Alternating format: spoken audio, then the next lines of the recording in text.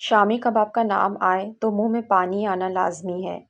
लेकिन क्या हुआ अगर आप नॉनवेज नहीं खाते? कुदरत ने सबके इंतज़ाम फरमा रखा है।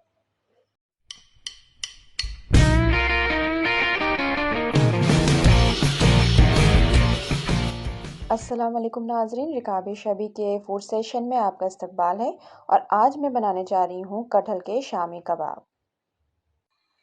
इसके लिए मैंने लिया है तकरीबन 800 ग्राम कटहल। कटहल के कबाब के लिए ध्यान रखिए कि कच्चा कटहल लेना होता है। पक्का पीला कटहल से कबाब नहीं बनेगा, उसकी आप मिठाई बनाइए।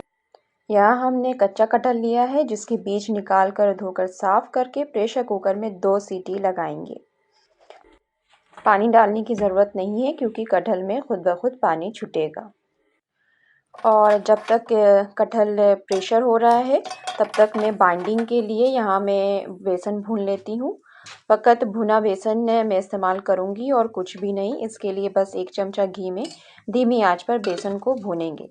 तो यहाँ मैंने तकरीबन 1 कप बेसन इस्तेमाल में ले रही हूँ। और अगर आपको बेसन भूनने में आलस आ रहा हो तो आप भुने चने का पाउडर भी इस्तेमाल कर सकती हैं।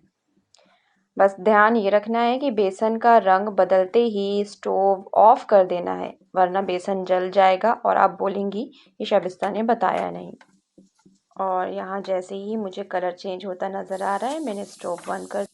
अब कबाब की फिलिंग्स के लिए देख लेते हैं क्या क्या मसाले जाएंगे इसमें। मैंने 2 बड़े प्याज इस्तेमाल कर रही हूँ, लच्छेदार चॉप करूँगी इसको। और अगर आपको ज़हमत होती है प्याज को चॉप करने में तो आप यहाँ प्याज का पेस्ट भी इस्तेमाल कर सकती हैं, लेकिन फिर कटहल का शामी कबाब नहीं बनेगा, वो बन जाएगा गलाटी कबाब। ऐसा क्यों, वो मैं आपको वीडियो के एंड में बताऊंगी, वरना आप तो यहीं से निकल जाएंगी। इसलिए वीडियो के लास्ट तक बने रहिए। प्याज को छीलने में अगर आंसू आते हैं तो प्याज के छिलके उतार कर उसको बीच से काट के धो लिया करें और उसका जड़ वाला पार्ट हटा दिया करें। इस तरह से प्याज आप अगर छीलेंगे तो इंशाल्लाह आपके आंसू नहीं आएंगे। और मैं दुआ भी करती हूँ कि आपके आंखों में कभी आंसू ना आए, आपके चेहरे पे हमेशा तबस्सुम बनी रहे।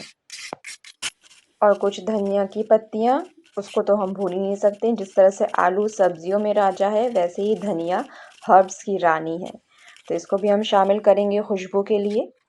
साथ ही 5 से 6 टमाटर छोटे, ताकि छोटे छोटे काटेंगे इसके पीसेस ताकि आसानी से ये मैश हो जाए, इसके छिलके ना आए।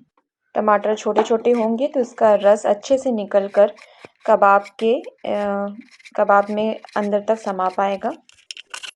4 से 5 तीखी हरी मिर्चें शामिल करेंगे। तीखी है लेकिन फिर भी शामिल करना ज़रूरी है क्योंकि ये टेस्ट को इन्हेंस करती है और इसका फ़ायदा भी है इसी तरह। और इसी तरह से कुछ लोगों की बातें भी तीखी लगती हैं हमें, लेकिन उसका ये फ़ायदा होता है कि वो हमें मज़बूत बनाती हैं, बेटर बनाती हैं। यहाँ कुछ मैंने धनिया की पत्तियाँ भी लिया है फ्रेगरेंस के लिए, तो दोनों लीजिए आप, धनिया पुदीना दोनों बहनों को शामिल करेंगे। और 2 सीटी लग चुकी है, कटहल हमारा मुलायम हो चुका है। और इसी बात का फ़ायदा उठाते हुए बस अब कटहल को ट्रांसफ़र कर लेंगे एक बड़े तसले में और उसको मैश करने की करेंगे तैयारी। तो आप यहाँ हाथ का भी इस्तेमाल कर सकती हैं, मैशर भी ले सकती हैं। मैंने एक फ़ॉर्क लिया है और सिंपली उससे बस मैश कर रही हूँ और देखिए कितनी आसानी से ये मैश हो रहा है, बिल्कुल मुलायम हो गया है बटर की तरह। इसमें हम शामिल कर लेते हैं 1 टेबल स्पून सफ़ेद नमक, सादा नमक और हाफ़ टेबल स्पून काला नमक, और फिर से वही काम मैश करने का। और ये इसलिए करा जा रहा है कि कटहल में अब जो भी नमी बरकरार रह गई हो वो भी रिलीज़ हो जाए ताकि वो मसालों के साथ आसानी से लॉक हो सके। तो पहले कटहल को अकेले मैश कर लीजिए, जब वो थोड़ा मैश हो जाए तो उसमें थोड़ा सा नमक शामिल करके मैश करिए ताकि मसाले से आसानी से लॉक हो सके, इसका टेस्ट अच्छा है। और ये बहुत ही इजी है, जैसे अभी आपका इस्तेमाल करना इजी है, तो आप इसी तरह से इस्तेमाल करते रहिए और अच्छी अच्छी डिशेस पकाते रहिए। अब हम इसमें बाकी सूखे मसाले ऐड करेंगे, जिसमें हमने एक एक चम्मच लेना है। 1 टेबल स्पून लाल मिर्च लेंगे। मिर्च थोड़ा संभल के डालिए क्योंकि हम यहाँ हरी मिर्च भी शामिल कर रहे हैं, लाल मिर्च भी। और एक गरम मसाला पाउडर 1 टेबल स्पून, धनिया पाउडर 1 टेबल स्पून, ज़ीरा 1 टेबल स्पून, सफ़ेद मिर्च आधा टेबल स्पून इसमें हम शामिल करेंगे। और इसके साथ ही हम लेंगे अचार का मसाला। जी हाँ, बस थोड़ा सा अचार का मसाला, वही जो हम राई और सौंफ वगैरह पीस के रखते हैं, वही वाला मसाला है। और इसको मैश करेंगे। फिर उसके बाद जो भी आपने चॉपिंग्स की हैं, वो टमाटर, प्याज, बारी बारी से सब एक साथ नहीं मिलाएंगे। टमाटर मिलाइए, फिर उसको मैश करिए, फिर प्याज मिलाएंगे। इसी तरह से बारी बारी से करके इसको अच्छे से हाथों से मैश करेंगे।